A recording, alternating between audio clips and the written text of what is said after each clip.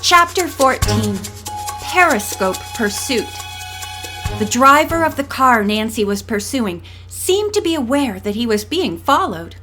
Not only did he put on speed, but he turned corners with squealing wheels. Nancy and her friends were convinced that the men were indeed Carmen and Tobin. Bess, who was tossed violently from side to side in the rear seat, begged Nancy to slow down. "Please don't go so fast. We'll overturn." "Sorry," Nancy replied, then grinned. "This time those men are afraid of us. A sure sign of guilt. They don't want us to alert the town cops." They reached an intersecting highway, and the men drove onto it. They were getting ahead of the girls, and it was obvious that they had no intention of obeying the speed limit. "They're worried about being caught," George said.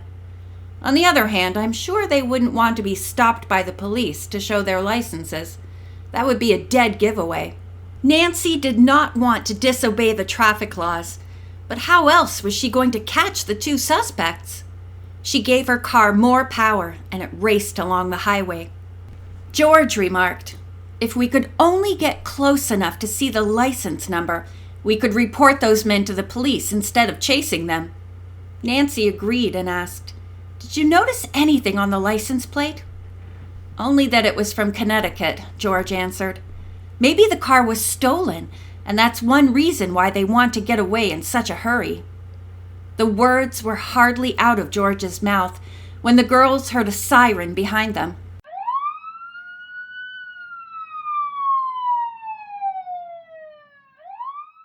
"Uh-oh," Bess said, worried. Obediently, Nancy drove to the side of the road and waited for the police car to pull alongside her. An officer jumped out and walked up to the girls. "You're going over 70 in a 55-mile zone," he grumbled. "What's the idea?" "We're chasing a car," Nancy said, "but now we've lost it. We believe one of the passengers is wanted by the Navy for going AWOL. His name is Giuseppe Matthews, but he's known under the alias of Matt Carmen or Breck Tobin." "How do you know about all this?" "He owns a boat called the Whisper and has been harassing us in Biscayne Bay. Yesterday we were at the naval office and saw a picture of him. You can check with Captain Smith." The officer hesitated a moment, then said, "What did the car look like?" "It was a red sedan with a Connecticut license plate," George put in.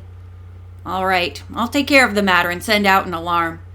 Since you were trying to do a good deed, I won't give you a ticket this time.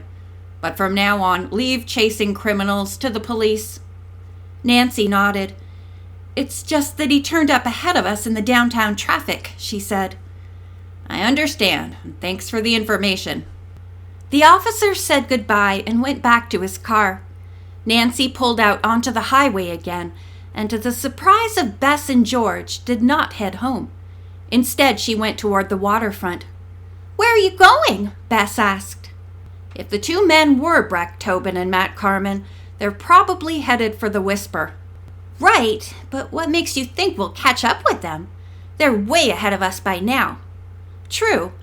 On the other hand, if they suspect we tipped off the police, they may change their minds and not go to their boat.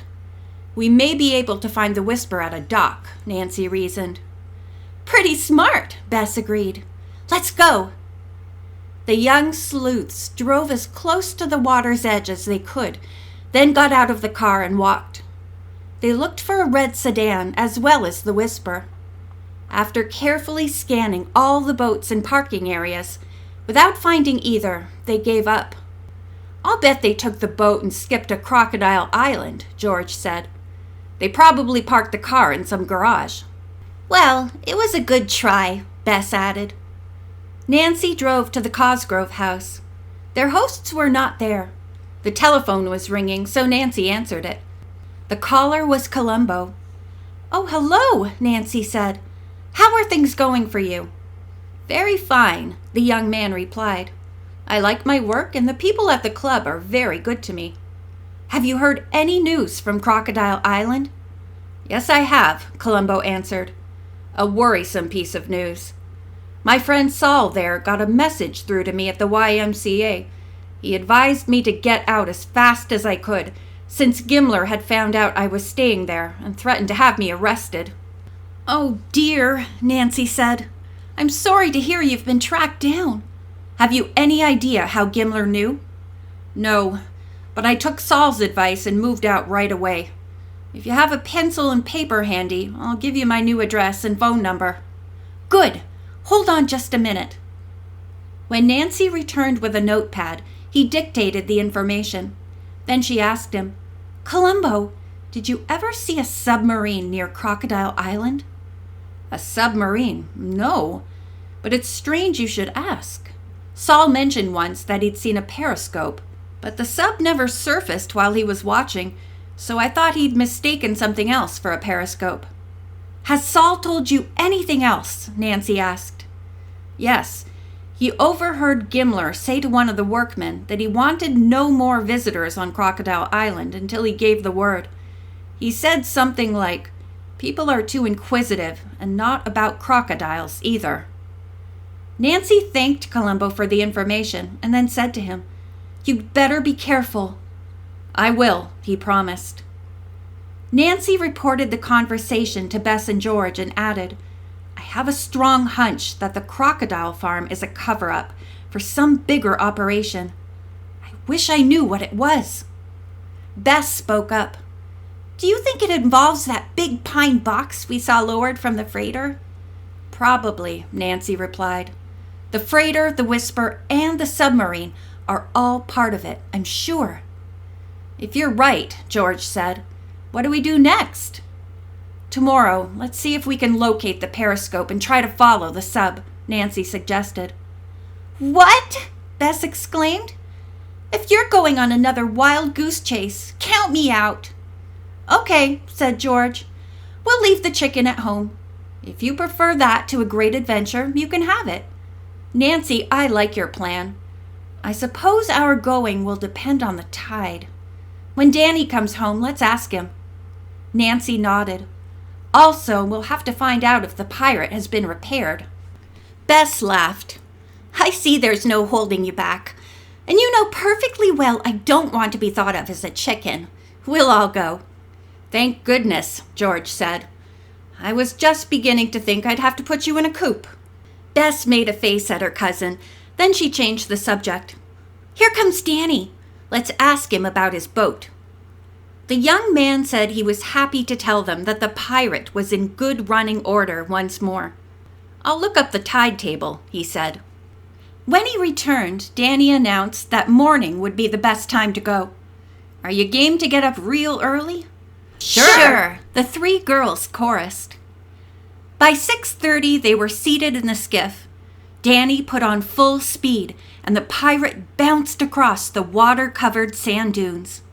When they reached the Green Channel alongside Crocodile Island, Nancy picked up the binoculars and stared ahead. Suddenly, a broad grin appeared on her face. "I see it!" she exclaimed. In the distance, she had discovered the periscope. It seemed to be motionless. The sub evidently was lying in the channel. Nancy asked Danny to race toward it as fast as he could. They had barely started, however, when the periscope disappeared. "The sub is taking off!" George exclaimed. "Oh, I hope we can catch it!" Danny followed the green waterway into the ocean. The elusive periscope had not appeared again, and the young people assumed that the sub was now in deeper water. "Oh, hypers!" George cried out, using one of her favorite expressions. "Now we've lost it. Where did it go?" They all knew it was futile to search in the wide expanse of ocean. The only possible way to spot the sub would be from a plane or a helicopter. "We'd better turn back," Danny suggested.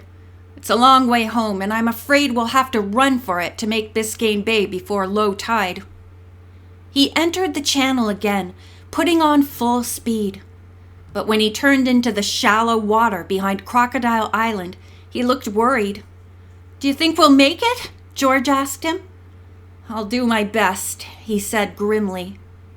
There was no more conversation as the skiff fairly flew on top of the water.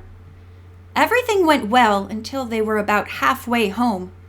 Danny, who had been turning left and right to avoid the higher dunes, suddenly swerved very hard. He straightened the boat again, but within seconds it rammed into a long sandbank. The motor churned desperately for a moment, then stopped. The impact had knocked all 3 girls from their chairs. They flew through the air and landed with a resounding splash in the water. End of chapter 14.